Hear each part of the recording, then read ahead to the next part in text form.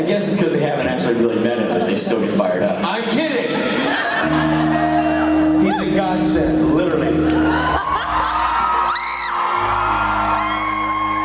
Ladies and gentlemen, good people of Orlando, the most charitable man in show business, Misha.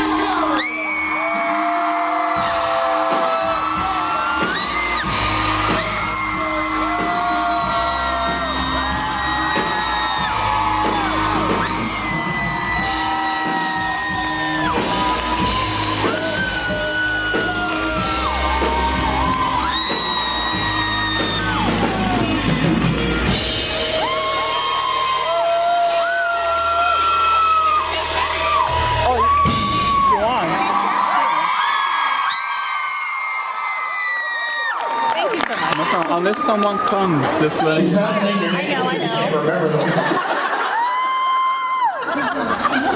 Todd, that's right. So,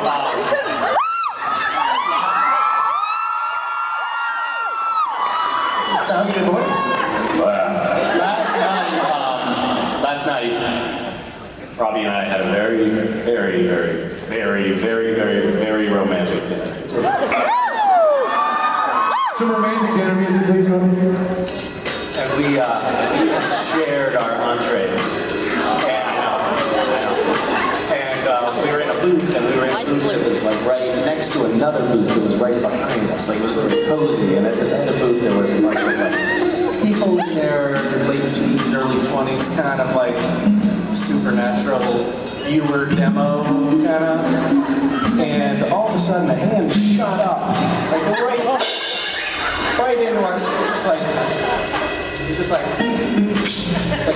right kind of in our faces. And I was like, whoa, hey, we're having a romantic dinner here. And I put my hand up and I said, hey. And they were taking a selfie.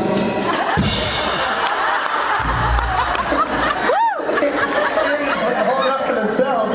He's, hey, whoa.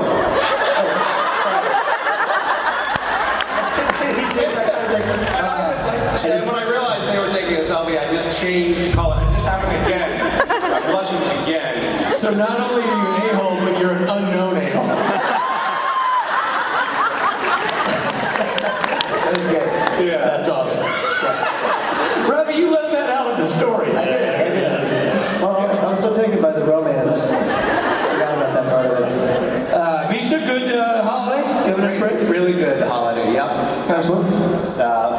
My children learned how to ski. Where'd you go? Everybody got sick. Did you go to Whistler? We went to a place called Manning Park, which is like this tiny little place in BC, middle of nowhere that you've never heard of, judging from. No. But it was great. Awesome. Yeah. All right, Orlando. Here we go. Have at it. Meet your girls.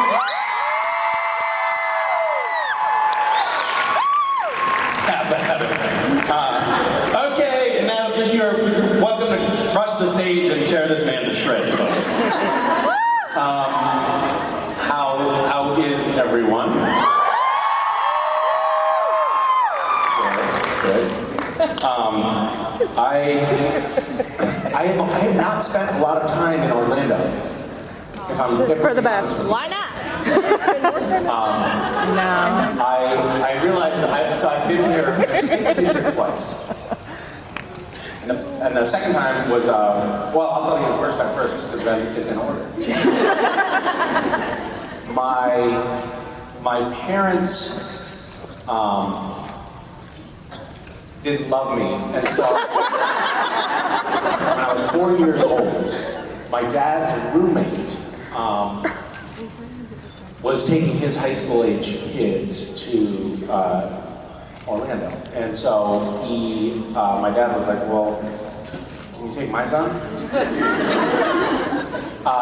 Actually, I remember standing in the doorway, and my dad literally walked in and was like, hey, either of you guys want to go to Disneyland? And my brother, I don't even know, he maybe could say yes and no at that point. He was very young. And I was like, I'll go. And that was it. They put me in a car, drove for 3 days to get down here by myself with these strangers.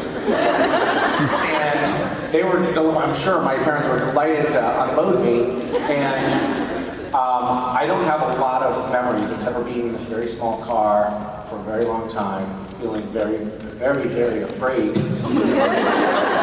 Not having any idea what Disneyland was, like what this thing that I signed up for was, and being with this very oh, don't get caught in the weeds here. Disneyland, Disney World. World is better. You know what I mean. So this is Disney World? Yes. So I got down here, and then, you know, it's very crowded. Even 40 years ago when this happened, it was very crowded. I immediately proceeded to get hopelessly lost. Lost them, you know, this is back before cell phones. Not that a 4-year-old would have a cell phone anyway, but I was lost. I was lost for a long time, and I was even more afraid than I had been before. I saw a giant mouse that terrified me. And then they finally, like security finally wrangled me, and my dad's roommate spanked the living shit out of me. What?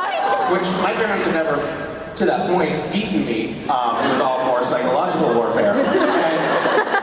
And so the association that I formed with Disney World was that it was the most terrifying place known to mankind.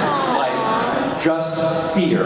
And so, as I was growing up, I never ever considered coming back. And then, cut to a couple of years ago, my wife she wrote a book about flight attendants, the history of flight attendants, and there was a retired stewardess convention here. So she came and did a talk, and since we were here, we took the kids to Disney World, and the fireworks went off.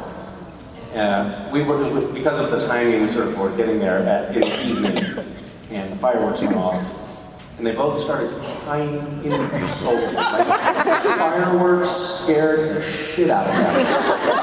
And that made me wonder, like, somehow did that fear of Disney World get passed down to my genes? They were absolutely petrified and would not stop crying, and we had to leave the premises. Like, they were not going back. Never asked about Mickey Mouse again. So, anyway, that's my family history with you. Welcome back.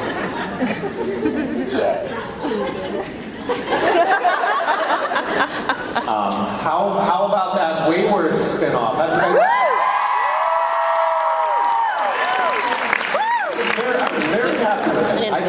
I thought it was Till now? I thought it felt like it really was taking Supernatural and the good things about Supernatural and carrying it into a new show and getting rid of the bad stuff about Supernatural, like Sam and Dean.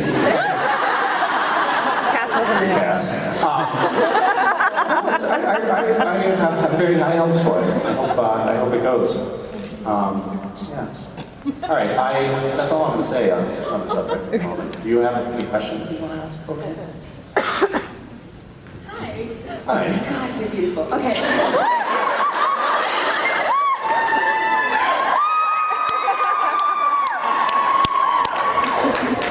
I concur. We have a friend who always says, "Hey, I have a question. Who's your prettiest friend?" Very funny. So you're welcome to use that if you want. Why do you think that Castiel didn't know a lot about earthly things as opposed to other angels and demons when he first came to Earth? So this sort of brings up a touchy subject for me, and I would love to dive into it kind of deep. So Castiel, actually angels on Supernatural were more or less invented by me.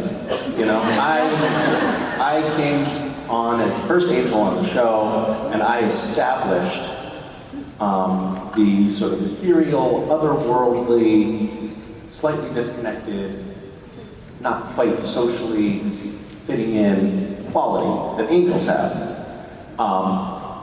which I think makes sense. You know, they've been separated from humanity for a long time. They would develop sort of a quirky personality, and then the next angels that came on the show just acted like regular people.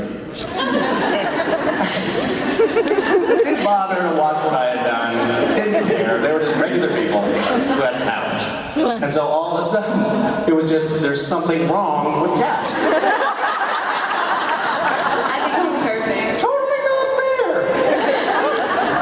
Totally not fair. Like, so Cass is just the angel that's a little off. That's it.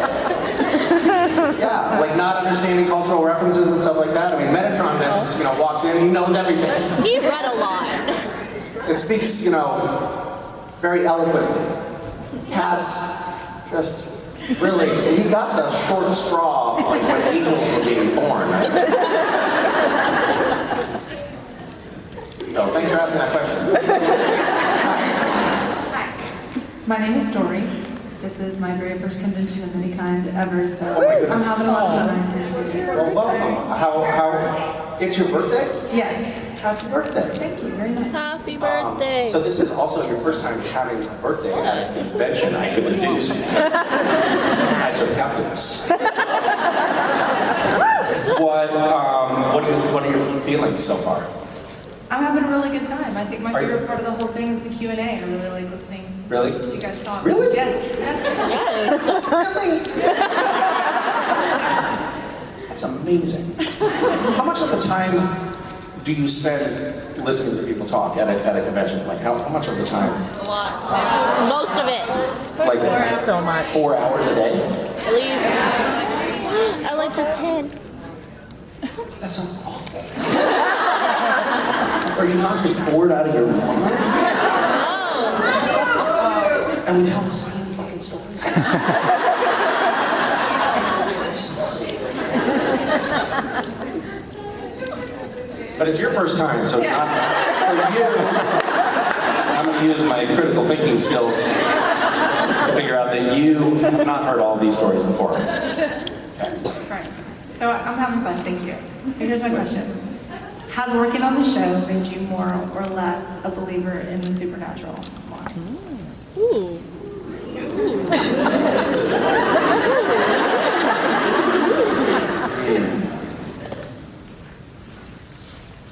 That's a very good question. I think I started out basically, I think I'm less of a believer now. That sucks. Because we shoot these episodes that sound like, we shoot these episodes and I see what's going on. And they're not real ghosts. And so over and over again, I'm getting this, reconfirmed that in fact all of these things are not real. Because they're actors. Pretending. Did you know that? Yeah, so that was pretty disappointing. Because when I first saw Supernatural, I was like, Jesus, how do they find all those ghosts? And monsters and stuff like that. Like the casting must be out of control. And like to find people who can say dialogue and also teleport and stuff like that.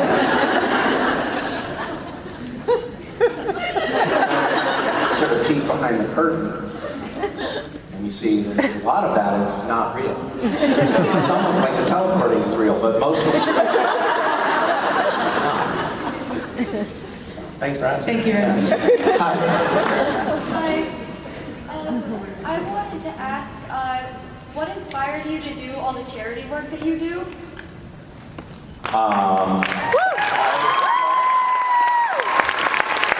Actually, I think it's a bunch of different things. Growing up and having people do nice things for my family probably made me appreciate people being charitable to one another. Just having been in a position at times when the kindness of others made a big difference in our lives, that probably gave me a little preconditioning. But also, I would say, primarily, it was this fandom. So just seeing like how much of a community coalesced around the show and seeing how much creativity and intelligence there was embedded in that community, I think became clear pretty early on when I got on the show that like there was this amazing potential energy here, and I worked with fans to start Random Acts. Like it was a collaboration, and it's still being, Random Acts now has sort of evolved to be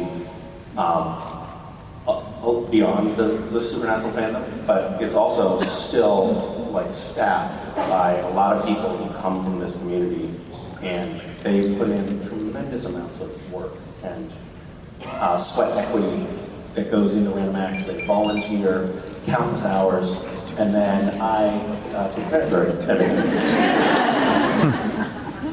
It's a great system. Thank you for answering. Thank you for asking. Hello, Misha. Hi. My name is Shyla. Hi, Shyla. Hi, and Shyla is not spelled at all the way it's pronounced. I was going to ask you about that. So it's not Shyla. Actually, it's spelled like Sheila, but Yeah. it's supposed to be Shyla, and someone in my family just didn't know how to spell real well. You've had a tough road to hoe, haven't you? You've had to explain that And spell many it. tens of thousands of times. Exactly. Have you ever thought about just being Sheila? Never. It's a quick fix. Misha, I'm Shyla. I'm gonna call you Sheila. Listen, that's how you spell it. I'm sorry. I'm a sort of stickler for the rules. Phonetic rules, Misha, can I ask you?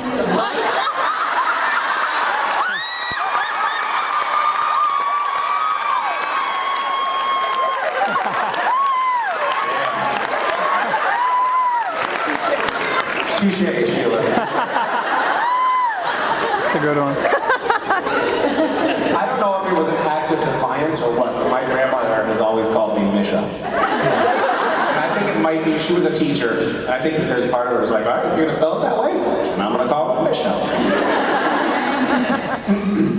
Well, my question is, how did you adjust, and when did you finally adjust to people mispronouncing your name or... Oh, that's what we're gonna talk about. I thought we were on some little side, but we're actually getting right into that. How have I coped with this trauma? Is that what you're asking? Yeah, it's been tough. It's really hard. Really, really hard. I don't want to cry.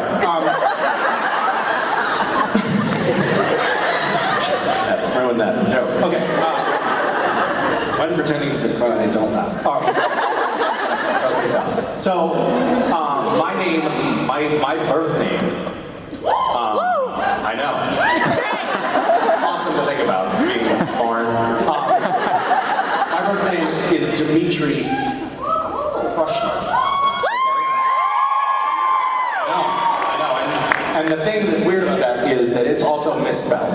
So it's D-M-I is how it's spelled, which guaranteed, 100%, guaranteed that someone is not going to spell your name correctly if you tell them you're Dimitri. They're not going to do D-M-I. It's not going to happen. So I have to correct people every time they're trying to spell my name. So I try to avoid that. I don't tell people my name. It's one workaround. So Dimitri Tippins is my middle name, my birth middle name, which is, so it's Dimitri Tippins Krushner, which flows trippingly off the tongue. I think my parents were like, oh, how can we, like your parents were like, oh, how can we, fuck over our daughter? And my parents kind of did the same thing. It's a really cumbersome mouthful of a name, but they called me Misha from day one. So my nickname was always Misha, because my mom thought that Misha was the nickname for Dimitri, which it was not. So I had this long name with a nickname that wasn't connected to the long name. And I finally decided I was just gonna, everyone called me Misha anyway, so I was sticking with Misha for my stage name. And I went with my grandmother's mother's maiden name, Collins. And, because it sort of sounded better, it was a lot shorter and everybody could spell it. And then I called my dad though, because it's like a little bit of a hard thing to just tell your dad, like, you know, hey, I'm just basically divorcing myself from you on paper. Sorry, Dad. I think I'm gonna, you know, go by Misha Collins. And he's like, okay, all right, fine. And I said, I think I'm just gonna drop the middle name altogether. And he said, you don't have a middle name. Which made me feel better about the whole thing. I was like, oh, he really doesn't care. At all. Can you imagine, like, your adult child and just finding out that they had a middle name?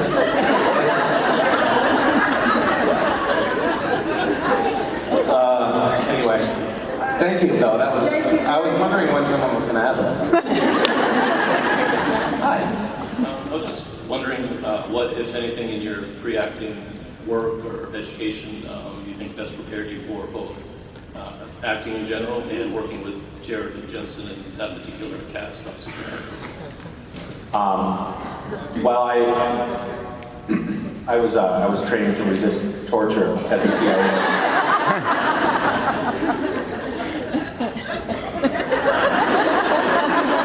That wouldn't really prepare you, actually. It's funny. I mean, so in terms of preparation, I mean, I think I can answer sort of earnestly that I feel grateful that I had a life before being an actor. Like I did other things. I went to college and studied other things. It would give me a chance, I think, to like form as a human being a little bit, which I value. But when I got into acting, I had some luck right away. Like I just got a couple of parts in there were big movies actually, right away. And so I thought, oh, this is easy. I'm gonna move to LA. And I moved to LA, and my plan was to get super famous really fast. That was I had such a crazy, overblown, I mean, I still do, ego, but I really thought it was just gonna be a cinch, you know, because you watch movies and I'm like, those guys are pretty bad. How hard can it be? Was my thinking. So I moved to LA and I had that attitude, which was really helpful because people were like, wow, this guy's really confident. Well, I was just completely naive, but it came across as confidence. But I quickly discovered that A, I didn't know what I was doing at all, and B, there was a lot of competition in LA, so it was pretty tough to get a job. And so I started taking some acting classes, improv classes, and things like that. And it was, and you learn a lot of things there. And then you get on set with Jared and Jensen, and nothing that you learn is of any value at all, because the only thing that matters is trying to figure out how to say your lines without laughing. That's the whole thing. And if I could have saved years if I had just found a good teacher who could teach me how to not laugh when someone is tickling my balls below frame. That right there would have been the single most beneficial thing I could have done. They put out a little teaser recently of like behind the scenes of Jared and Jensen making me and Alex laugh. That's just like the tip of the iceberg. And the thing that's frustrating about the teaser is you see us laughing. But as always, because of where the camera is positioned, you don't see what they're doing to us. Jared, you know, we were sitting on like facing beds in one of those motel rooms, and there was like a nice space between them, and the DP said, I think we were running out of time. So there's this thing called dueling overs, where you basically shoot in both directions at once. So the camera was on Jared and on me. Usually it's only on one person at a time. And I was like, thank God, because that means he's on camera, so he can't get around. He has to be doing his thing in the scene. And that would be a reprieve for me. But he managed to do the scene and then just lift his leg up and put it in my crotch. And he was stone-faced, like delivering the lines. And I was laughing. But somehow, the director is seeing him, like, he's doing a good job. He's not messing up. I can see that for a fact. But Misha, once again, for some reason, can't control himself. I wish he'd taken a no laughing class. Anyway. Thank you. Hi. I'm sorry, I'm kind of shaking. No, it's okay to shake. I'm shaking too. That helps. So for my question, I just wanted to say that in case no one has told you recently, we are all very thankful for you, and we're all very inspired by you, and we're just...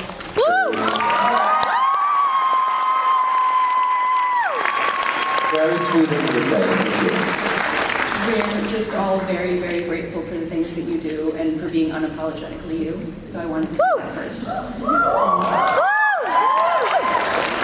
Thank you. I was just trying to think of a clever way to apologize for myself, but thank you, that's very sweet. I'm sorry. And then my question is about your poetry, because it is absolutely beautiful. Where I'm very happy that you shared some of it with us. And my question is, if you could have anyone read it, who would you have read it? Like maybe Bob Garfield, since you like him, or anyone, like who would you have read your poetry? And are you planning on sharing any more with us? That's a good question. Who to read the poetry? You know, there's this radio guy that just died. He was amazing. Joe Frank. Does anybody know who he is? He was amazing. He did these really creepy monologues on the radio late at night. It was great. I don't know. I mean, probably, it's probably going to seem super obvious. I wouldn't mind having, like, Donald Trump read my poetry.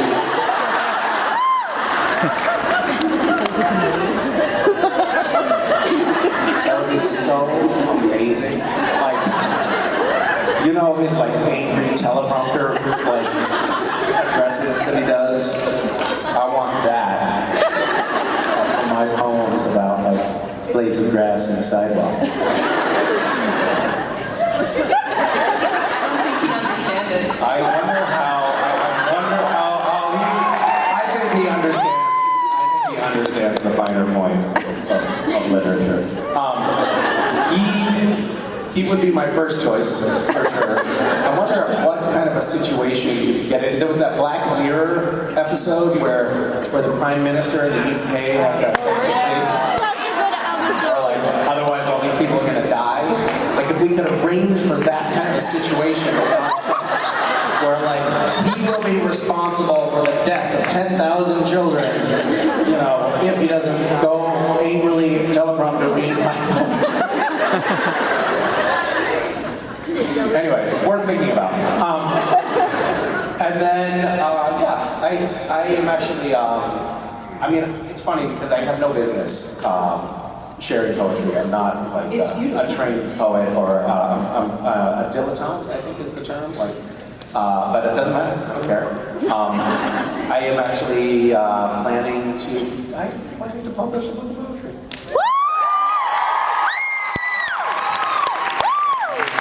So, I want it. I want it. well, you're gonna have to. It's not available at the moment. I'll wait as long as I have to then. In that case, I'll switch it up. Thank you. Hi. Hi. It's my first time also. Oh, how's it going for you? Yeah. Good, yeah. Yeah. What are the worst parts about it for you? Waiting. Oh, waiting? Thank you. Waiting for like you to come out on stage or just waiting for Sorry about that. I was back and I was like, guys, we gotta get on, you know, but, you know, these people. You know, Richard Spade. This is the biggest problem. Okay.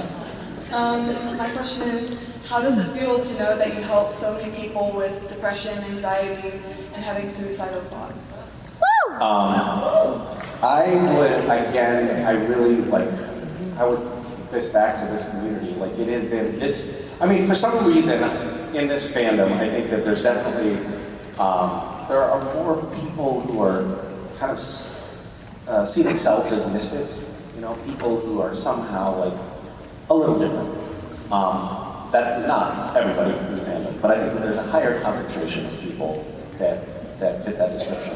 And I think that those people, you know, have a tendency to have a little bit more struggle. And this community has been just so great and supportive of one another. I mean, we now have that in partnership with I Am Alive, Random Acts. It's really lovely. We have this, you know, this chat interface where people who are, you know, in crisis can come talk to somebody. And this fandom funded that, and this fandom provides the, you know, 10,000 plus people who have signed up to be volunteers there, and the getting close to 1,000, I think, people who have been trained to, you know, be chatters. Is the technical term chatters? So anyway, it feels great to be in a community that's like so willing to be so helpful to one another. Thank you. Thank you. So one of my friends brought me here today for my birthday. Tomorrow's my 60th birthday, but yeah. Happy birthday tomorrow. Thank you. I was wondering if you would sing happy birthday to me. Well, as long as everybody else sings with me. Okay. What is your name though? Caroline. Okay, but how's it spelled? It's Caroline. C-A? Yes. So Caroline? Yes. All right, we can say it that way, I guess.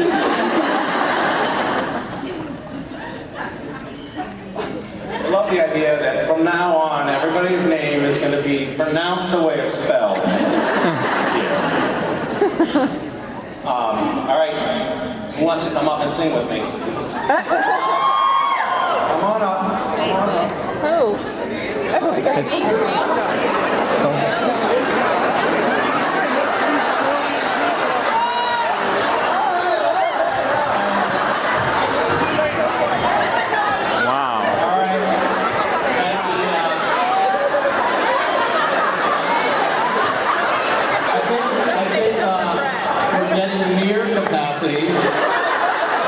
Yeah, I just got a call from the fire marshal, and we are at capacity. That's it on the stage, guys. All right, now let's. Who's got perfect pitch? I've done it. Oh, there's a bunch of liars up here. Okay, so where are we starting? Happy? You have perfect pitch. Come on.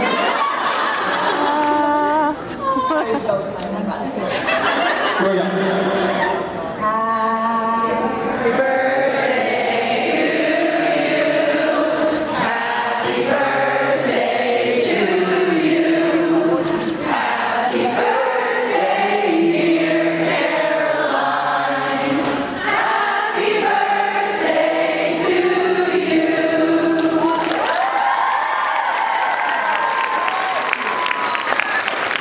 Okay, getting super claustrophobic.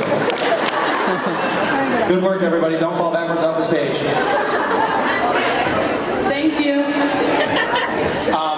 So did any of us post a video that we recently shot on set of us singing Happy Birthday?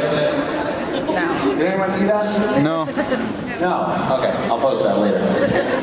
We did this funny thing where, everybody wasn't that funny, but me, Jared, and Jensen got up on ladders and sang Happy Birthday.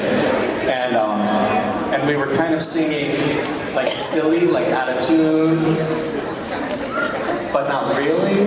Like we didn't figure out what the joke was in the song, so it just comes across as the worst rendition of Happy Birthday that you've ever heard.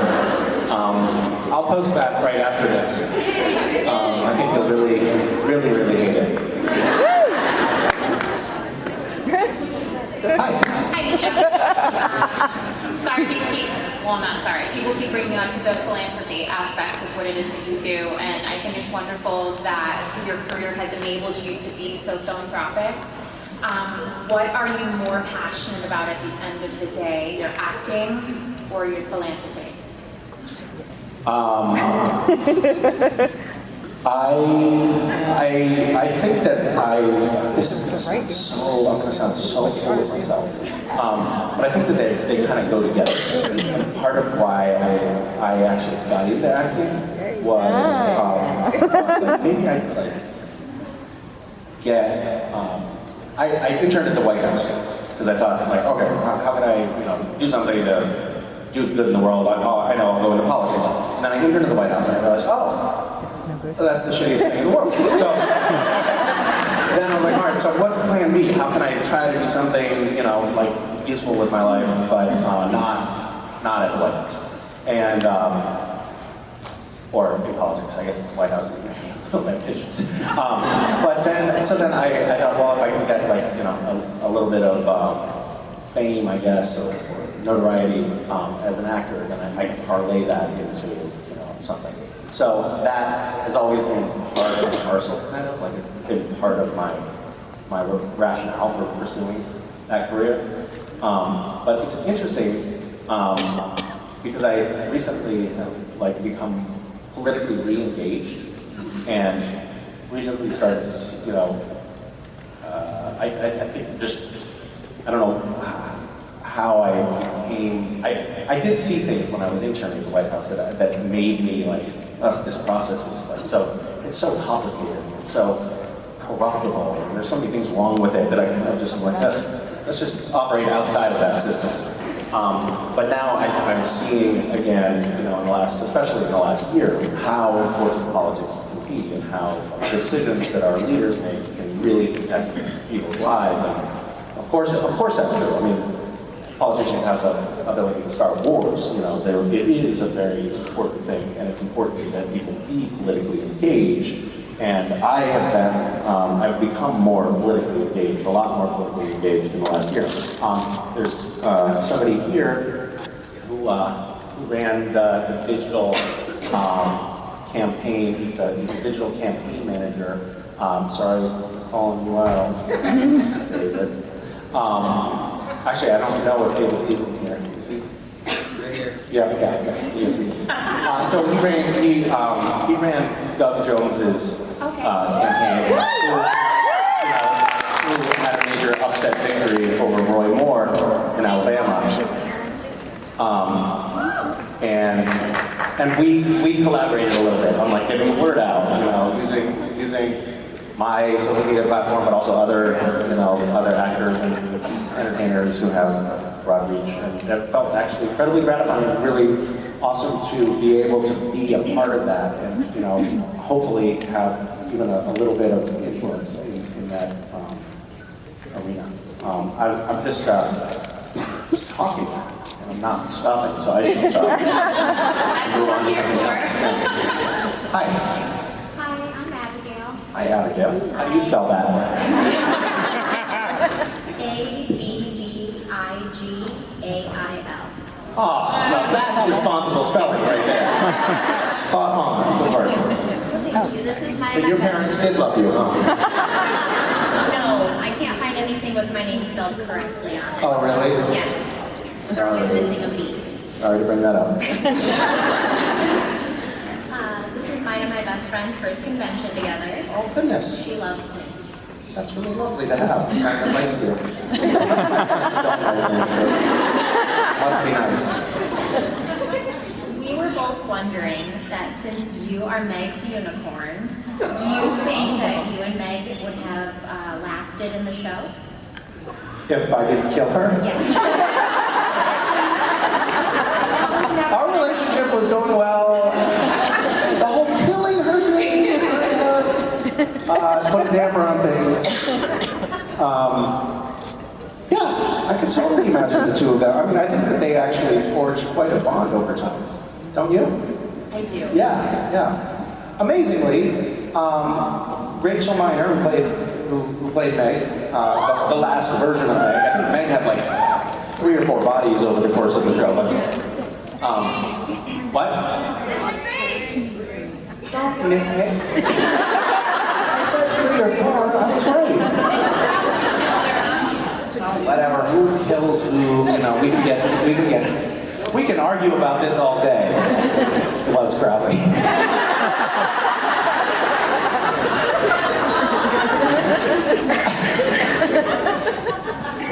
I can't wait to see the show Supernatural. It sounds great.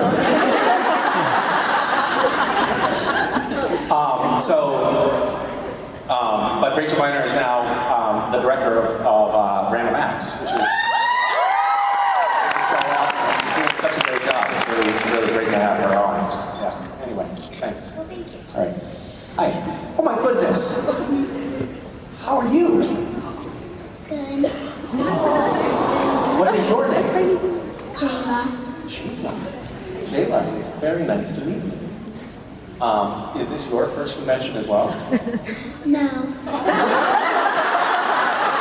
You're an old hat at these things. How many conventions have you slogged through? 2. 2? When was your first one? Last year. Get to fact check that, huh? Which one did you like better? This year's or last year's? So far. Did you like it being all fresh and new? Was that more exciting? Or now does it feel kind of like, oh yeah, I've seen this act before. I like them both like the same. You like it all the same. That's very political of you. What do you have? Are you from nearby? Fact check that one too. Yeah, you live nearby. Are you a professional princess? Are you? Do you work as a princess? You get good money doing that around here. Well, think about it. You want to ask a question? My question is, today Mark Pellegrino did a good impression of Castiel. Can you do a good impression of Lucifer?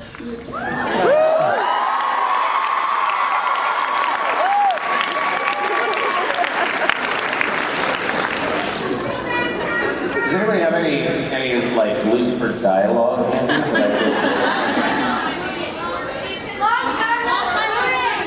Pay attention to the board. Pay attention to me on board. That's a bit of his dialogue. Get in the cage. Okay. So there's actually, so I should tell you, there's different versions of Lucifer. Like there's my version of Lucifer, because I played Lucifer for a while. That was a very debonair, sophisticated, that was a more brainy version of Lucifer. And then there's Mark Pellegrino's version. What was the dialogue again? Pay attention to me, I'm bored. So this is how Mark Pellegrino does it. Pay attention to me. I'm bored. I mean, that's pretty perfect, wasn't it? Yeah, I even got the look that he does.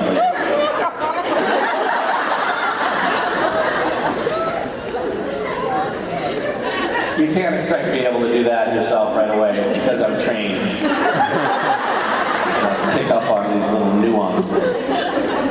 So that's why it was so good. And humble. She's very, very impressed, I can tell. You're welcome. Thank you. Very nice to meet you. Hope to see you again next year. Oh my God, you're gonna be so tall, though. Will I even recognize you? You might be like as tall. Is that your mom behind you? Sister. Okay. All right. Hi. Hi. Hi, how are you? On an ideal day off, what would you find yourself doing?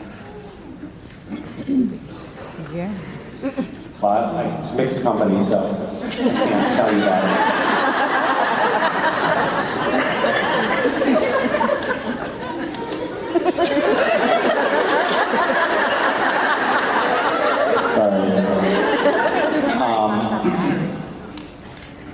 have like I actually do have a kind of routine that if, like my perfect day would follow this routine, it would be wake up early after the kids didn't pee on me all night long. Which of course is a fantasy reality, like that doesn't actually happen. Them not peeing on me.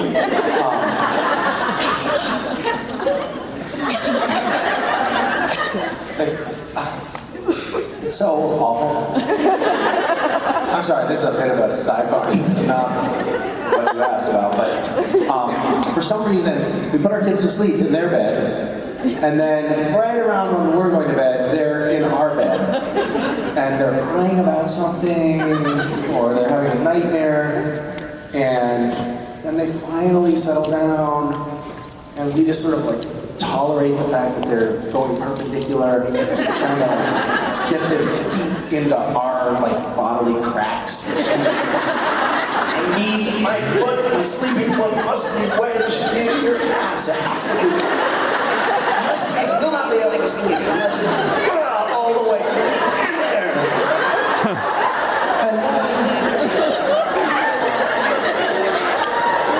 But you just sit there sort of rigidly, like hope for it to go away.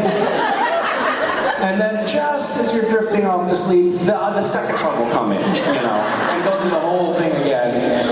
And there will invariably be like this wide swath on one side of the bed, and then this tight cluster on the other side of the bed with like one limb dangling off the side of the bed, and you're just like sucking it up. And the kids, they can't stand to be under a blanket. Who doesn't want to be under a blanket when you're sleeping? It's maddening. But so they're always like kicking the blanket off, and it's a fight. And then eventually, at some point during the night, one of them pees on us, and then the available real estate in the bed is like drastically shrunk. It soaks in. By the time you wake up, it's already percolated across the whole top of the mattress.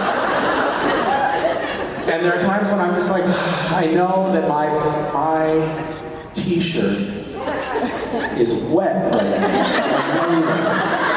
And somehow I'm just going to pretend that I can sleep, knowing that my shirt is soaked in wet urine. Which of course you can't do.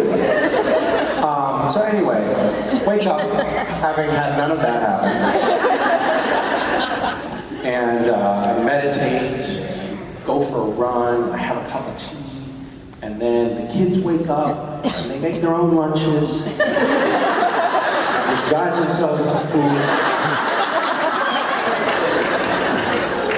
And then I would spend like a good chunk, like a couple hours doing like what I call deep time, which is just like creative work that isn't emailing, which is very hard to do because email is so alluring, and the iPhone is so mesmerizing. You ever notice that? You can't put that thing down. It's so sometimes I look at my empty palm, and I'm like, no, I need the screen. Sometimes I just look at my phone and I just look at the screen, just like wondering if something is going to happen. It's awful. So no phone, until noon or something like that,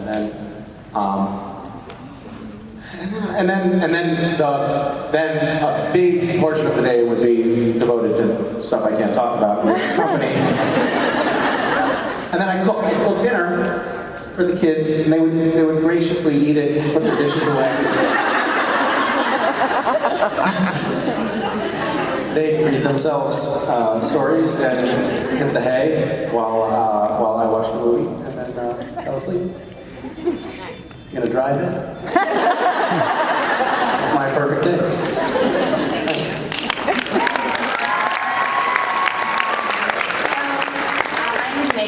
I want to say one quick thing. I think I speak for most of us when I say we love you a lot as Casper. I think we love you more as Misha.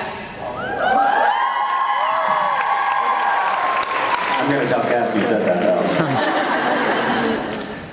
My question is a little random, but if you could choose anyone alive or dead, any notable person to kill off cats, who would you choose and why? I love how she did that question. It was very strategic. Like, oh, we love you so much. Can't wait for your character to be there. So who should kill Cass? Someone we're going to turn into a monster and kill him, yes. Who?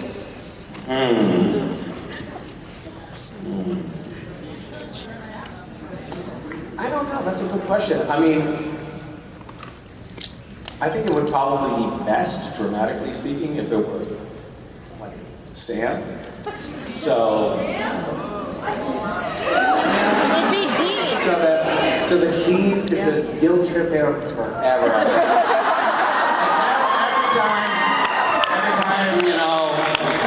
Every time Dean does something wrong, he's like, well, at least I didn't kill our friend Cass. You thought I forgot about it, didn't you? I'd like there to be some guilt tripping mileage out of my character's passing, if possible.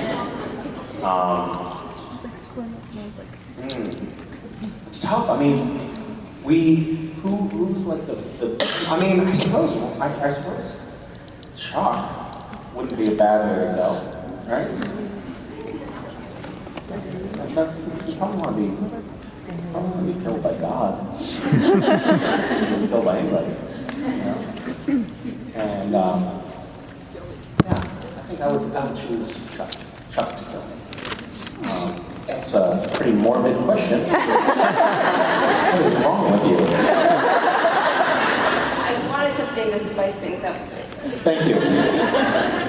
You want me to spice things up right now? Is that what you're asking?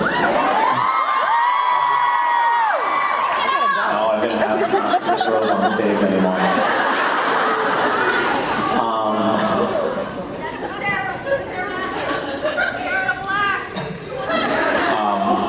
I love the idea of yeah, hey, we do need to talk about the getting naked on stage thing. I'm thinking maybe at future conventions you don't do that.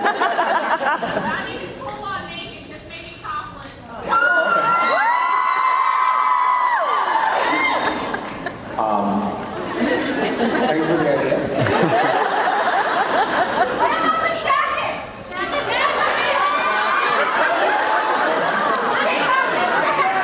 I'm not going to jack it off.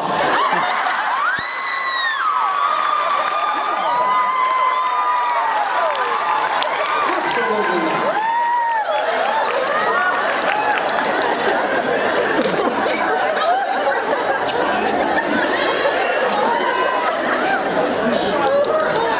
Hi, Misha. I kind of put my name in as a joke and was not expecting to be up here, so I'm not ready for this. I know I wanted to thank you for Random Acts and Dreams to Acts and the entire project and letting us be involved in it. Thank you for being a part of it. Yeah.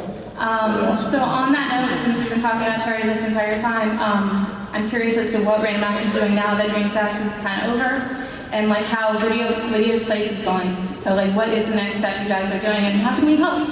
Well, we're not quite done with Dreams to Act, as you know. We have a little bit more fundraising to do to finish that. So that is a free high school that we are almost, the building is basically done, right? Both buildings are done and we're doing the paths and the eco latrines and working on extra stuff. I should know that. But we're doing the opening ceremony on the 9th of February, I believe. So there's a group of us that are going down, including actually a bunch of the cast from the show. I think we're going to have Osric and Elena, and I don't know if this is public information or not. It's not. It's not. Sorry. I'm just kidding. No, nobody's coming. So, and I think. But I'll stop. Anyway, it's really awesome that we've had these. Actually, they're kind of cool experiences, right? We've been going down. I guess now it's been 6 years. Yeah, we went down for the first time in 2015. No, to Nicaragua. But before that, we had Haiti for several years. So, we've been going down in these groups of like 25 people, and we work on a project, and the people that go on the trip also raise money for the project. So that's how we built that orphanage in this high school, and the project at Lydia's place is going great. I mean, it's really nice. It's like, you know, it's a community that I live in most of the time now, and it's really nice to be able to like engage with that community like that, and bring in like, you know, the firepower of this fandom to try to like solve one local problem, or at least take a big bite out of it. And it's going really well. Good. Yeah. Thank you. Thank you. Take one more while we're here. All right. Let's take one more. Hi guys, how did you go back there? It was a trainer. A complete cluster. Oh, I'm sorry. Did you guys fight? We fought. Always. You know what the drugs do to the boys. It's just the drugs. Drugs. It makes everyone crazy. Todd does a lot of drugs, and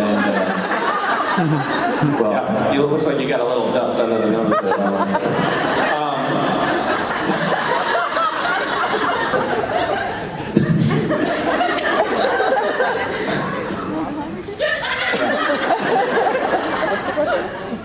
We have some pretty intense stuff go on in the green room from time to time.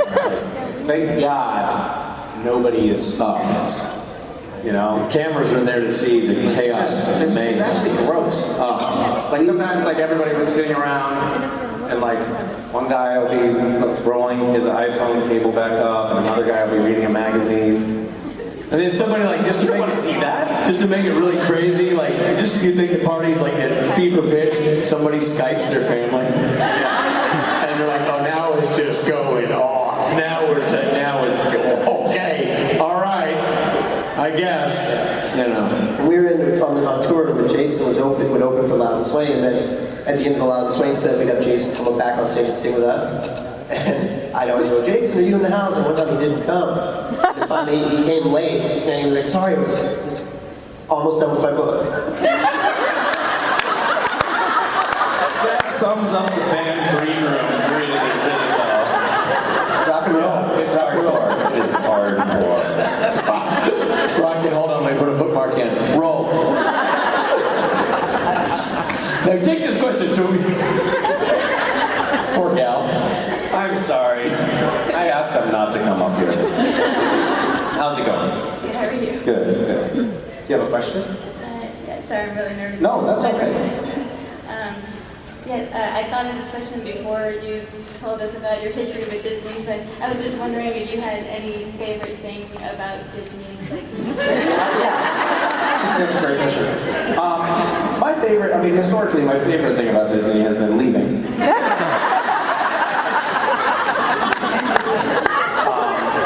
I also kind of love it when I don't have nightmares about a giant mouse attacking me. That's another favorite.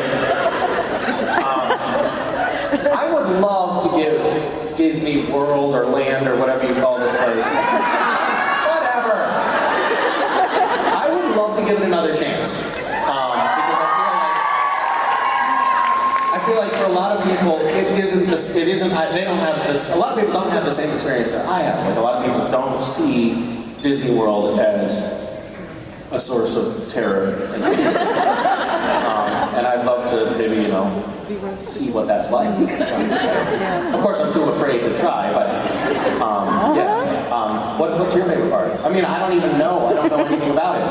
My memories of this place is just being lost at being. So, well, I guess maybe being lost is my favorite. Better than being beaten. What about? What should I enjoy? Well, my favorite ride is Haunted Mansion. Haunted Mansion? So it is a source of terror. Yeah. You're not helping your case anymore. That's good to know. Well, maybe if we ever return to Orlando, I don't know if that's on the docket or not, but maybe we can find a group of friends who can gently, carefully escort you through Disney. Maybe we'll make that a thing for next year. In the meantime, ladies and gentlemen, Misha Collins.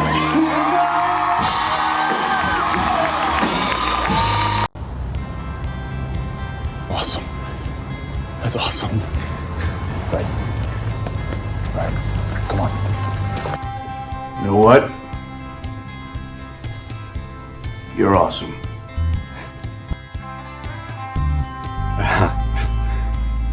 Thanks. You too, I guess.